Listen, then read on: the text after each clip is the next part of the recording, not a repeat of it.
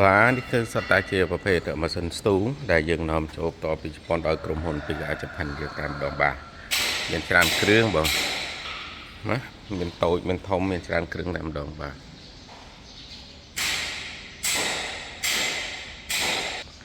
ហើយនេះផងដែរសត្វតាຂະຫນາດកុំព្យូទ័រប្រភេទស៊េរីថ្មីបាទនៅស្អាតស្អាតនៅមានច្រើនគ្រឿងអញ្ចឹងបងប្អូនចាប់អារម្មណ៍អាចតាក់ទងមកក្រុមការងារយើងបានតាមរយៈទូរស័ព្ទលេខ089 92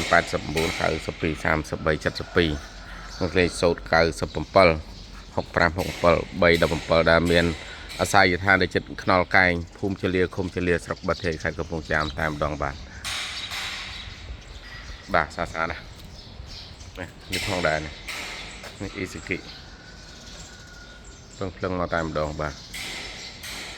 សិតទៅតម្លាក់មកថ្មីទាំងអស់តែម្ដងបងប្អូនអញ្ចឹងរងចាំទទួលនៅរដូវ